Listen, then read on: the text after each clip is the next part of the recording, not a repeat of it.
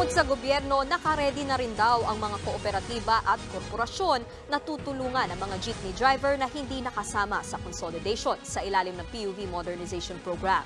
Nasa frontline ng balitang yan, si Justin Punsalang. Nakahanda raw ang gobyerno na bigyan ng tulong ang mga driver ng mga jeep na hindi nakasama sa consolidation sa ilalim ng PUV Modernization Program. Sesentro raw ang tulong na yan sa pagbibigay ng trabaho sa mga apektadong tsuper. Simula kasi sa February 1, ituturing ng kolorum ang mga jeep na hindi nakasapi sa mga kooperatiba o korporasyon kaya pwede na silang hulihin. Sa forum kanina na dinaluhan ng Office of the Transport Cooperatives o OTC, sinabi nilang may mga kooperatiba nang nangako na i-absorb o kukunin nila bilang miyembro ang mga tsuper na hindi nakasama sa consolidation. They become members and then eventually pwede rin silang kunin doon as drivers ng kanilang present na ruta or drivers dun sa mga ruta na hindi na-consolidate na malamang mapupunta sa mga certain kooperatiba po. Ang tsuper na si Mang Calixto, napilitan lang daw sumama sa consolidation para patuloy na masuportahan ang kanyang pamilya. Ayaw ko sana talaga dapat ma'am sa consolidate na yan. Dahil siyempre, nang hinayang din ako sa unit ko, gusto ko pag ano. At saka doon sa sinasabi nila kung sakaling magkaroon ako ng bago, hindi naman naging akin sa kanila din dahil dalawa ho yung college ko.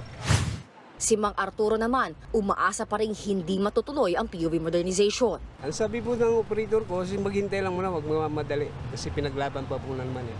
Sa ngayon, hinihintay pa rin ng Piston, Manibela at iba pang transport groups ang magiging desisyon ng Korte Suprema sa kanilang petisyon na ipahinto ang PUV modernization program. Kinante natin yung PRO ng Korte Suprema. Gusto namin ipagpatuloy yung laban para makabiyahe pa rin po kami.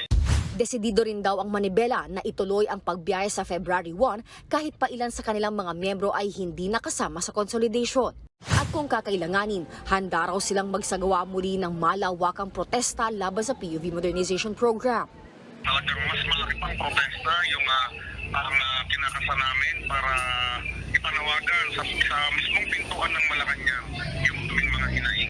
Sa tala ng LTFRB, nasa 75% ng jeepney units ang nakasama sa consolidation. Mahigit 1,700 korporasyon at kooperatiba ang nabuo at umabot sa 260,000 ang miyembro ng mga yan. Nagbabalita mula sa Frontline, Justine Punsalang, News 5. Mga kapatid, Nikki de Guzman po. Iba na ang may alam at may pakialam sa panahon ngayon. Para sa tuloy-tuloy na balitaan sa Frontline kahit weekend, mag-follow at mag-subscribe sa social media pages ng News 5.